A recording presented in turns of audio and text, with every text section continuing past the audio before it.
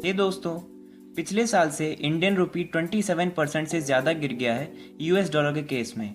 Continuously Indian rupee dollar के आगे week होता जा रहा है। इसके 4 मेन रीजंस हैं। फर्स्ट, ह्यूज ट्रेड डेफिसिट, मतलब बिजनेस में भारी नुकसान। दोस्तों, इंडिया ज़्यादातर चीज़ें इंपोर्ट करता है और एक्सपोर्टिंग कंट्रीज़ को वो पैसा देना होता है जो वो मांगती हैं। लास्ट ईयर इंपोर्टिंग की वजह से 185 बिलियन डॉलर्स तो कंट्री के बाहर ही चले गए, और जबकि अंदाज़ा 160 बिलियन डॉलर्स का लगाया गया था। सेकंड, लोअर कैपिटल इनफ्लोज, मतलब फॉरेनर्स का इंडिया में इन्वेस्टमेंट कम होना।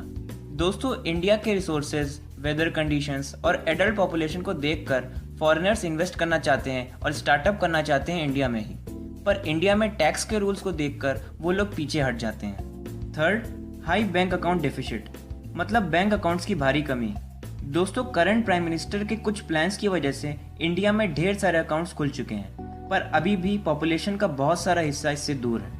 बैंक अकाउंट्स कंट्री की इकोनॉमी में हेल्प इसलिए करता है क्योंकि अकाउंट्स में इंटरेस्ट से कुछ पैसा कस्टमर को भी मिलता है, बैंक को भी मिलता है और इनडायरेक्टली गवर्नमेंट को भी मिल जाता है। Fourth, devaluation pressure.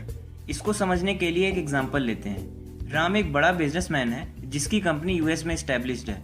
वो चाहता है कि इंडिया में भी उसकी एक ब्रांच खोली जाए, पर क्योंकि वो ये जानता है कि इंडिया की करेंसी यूएस डॉलर से बहुत वीक है, तो वो अपना कम से कम पैसा ही इंडियन बैंक्स में डिपॉजिट करवाएगा। अगर उसने ज़्यादा करवा दिए तो जो ग्रोथ उस पैसे की यूएस के बैंक्स में होती, वो ग्रोथ इंडियन बैंक्स में नहीं होगी। इन शॉर्ट, इंडियन रुपये की कोई वैल्यू नहीं है उसके आगे, और इसी को कहते हैं डीवैल्यूएशन प्रेशर।